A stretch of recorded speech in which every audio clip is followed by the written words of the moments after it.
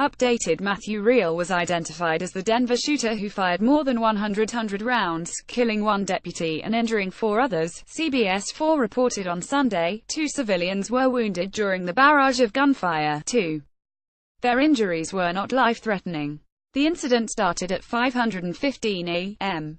Authorities responded to a verbal disturbance between 2 men from Riehl's apartment, located 16 miles south of Denver. One suspect said the Riehl was acting bizarre and might be having a mental breakdown. Authorities left after they didn't find any evidence of a crime. Keep up with this story and more by subscribing. No, but they were called back. A man, who was not named, gave police keys to the home and permission to enter the apartment. They tried to talk to Riehl, who locked himself up in his room. That's when he opened fire. They all went down almost within seconds of each other, so it was more of an ambush type of attack on our officers, Douglas County Sheriff Tony Spurlock said, according to CBS News. He knew we were coming and we obviously let him know that we were there. Deputy Zachary Parrish, 29, was confirmed as the deputy killed by Riehl. His wife and 2 children survived him. He joined the force several months ago. A GoFundMe account was started in Parrish's honor.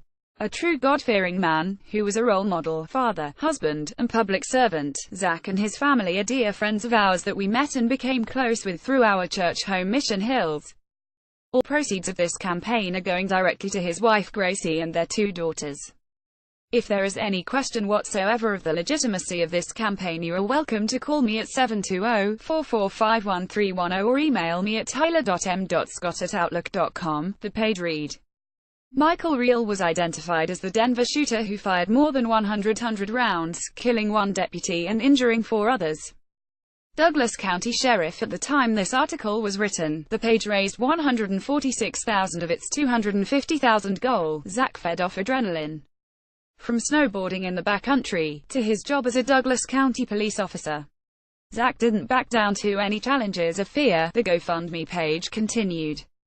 After an early career in sales, Zach fulfilled his dream of becoming a law enforcement officer. First serving for Castle Rock Police Department, Zach was eager to accept a position with Douglas County Police Department. The gunman, 37, was shot and killed by authorities. The injured deputies were wearing vests, but were shot in areas that were not covered. They were identified as Mike Doyle, 28, Taylor Davis, 30, Jeffrey Pell, 32, and Tom O'Donnell, 31. The FBI in Denver took to Twitter to issue statements. We urge you to remain vigilant, maintain awareness of your surroundings, and report in any suspicious activity to law enforcement. The FBI will continue working with our federal, state, and local partners should there be any potential threat to public safety, they tweeted on Sunday. They added, "ATFANVA has been monitoring the events that occurred this morning and have offered our full support to DC Sheriff.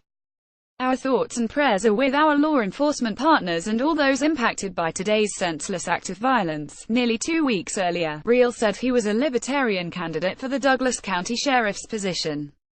In a YouTube video, which was titled, "Fire Sheriff Spurlock." In the clip he claimed Deputy Brian Briggs was a pimp. Riehl was a veteran who did a tour of Iraq in 2009 until 2010. He was honorably discharged 2 years later. The shooter was a graduate of University of Wyoming, KGWN reported. He graduated from the school in 2010, making the Dean's List in 2008. He was reportedly a practicing lawyer in Rawlins, Wyoming. President Donald Trump responded to the New Year's Eve shooting, writing, "My deepest condolences to the victims of the terrible shooting in Douglas County at DC Sheriff, and their families. We love our police and law enforcement, God bless them all." LESM. Before the attack, Riehl did not have a criminal record. This story was updated to include details of the attack.